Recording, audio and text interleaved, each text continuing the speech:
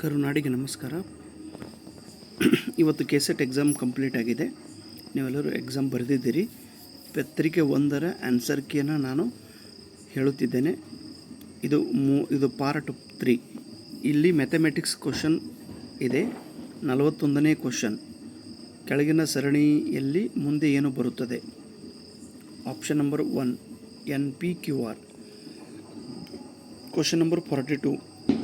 ಒಂದು ನಿರ್ದಿಷ್ಟ ಭಾಷೆಯಲ್ಲಿ ಕಾಫಿಯನ್ನು, ಇದರ ಆನ್ಸರ್ ಇದೆ ಆಪ್ಷನ್ ನಂಬರ್ 3 2051.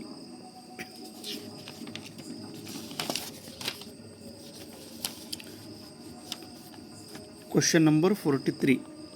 ಒಂದು ಕಾರು 6 ಗಂಟೆಯಲ್ಲಿ 50 ಕಿಲೋಮೀಟರ್ ಗಂಟೆ ವೇಗದಲ್ಲಿ. ಈ ಪ್ರಶ್ನೆದ ಆನ್ಸರ್ ಇದೆ ಆಪ್ಷನ್ ನಂಬರ್ 4.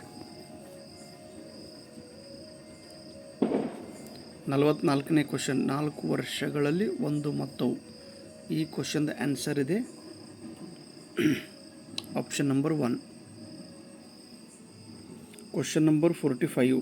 ಒಂದು ಗ್ರಂಥಾಲಯವು ಭಾನುವಾರದಂದು. ಈ ಪ್ರಶ್ನೆದ ಆನ್ಸರ್ ಇದೆ 2 150. 46ನೇ ಕ್ವಶನ್. ಒಂದು ನಿರ್ದಿಷ್ಟ ಸಾಂಕೇತಿಕ ಭಾಷೆಯಲ್ಲಿ ಥ್ರೆಡ್ ಅನ್ನು ಹೀಗೆ ಬರೆದರೆ. ಈ 46ನೇ ಕ್ವಶನ್ ಆನ್ಸರ್ ಏನಿದೆ 3 ಆಪ್ಷನ್.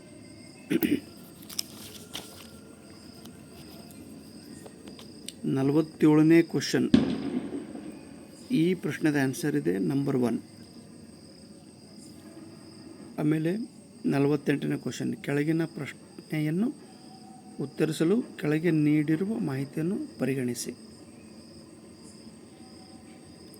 1ನೇದು, ಡಿಯು ಅತ್ಯಂತ ಹೆಚ್ಚು ಅಂಕ ಗಳಿಸುತ್ತಾನೆ.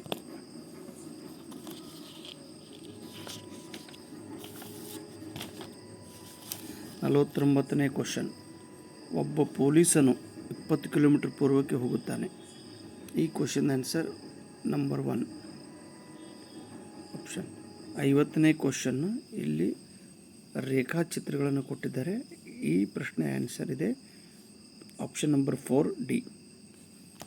ಸೊ ಪತ್ರಿಕೆ 1ರ ಬಗ್ಗೆ ನಾನು ತಿಳಿದಷ್ಟು ನಾನು ಹೇಳಿದ್ದೇನೆ. ಸೊ ಪತ್ರಿಕೆ 1 ಹಾಗೆ ನೋಡಿದ್ರೆ ಮೋಸ್ಟ್ ಡಿಫಿಕಲ್ಟ್ ಅಲ್ಲ, ಬಟ್ ಎಕ್ಸ್ಪೆಕ್ಟೆಡ್.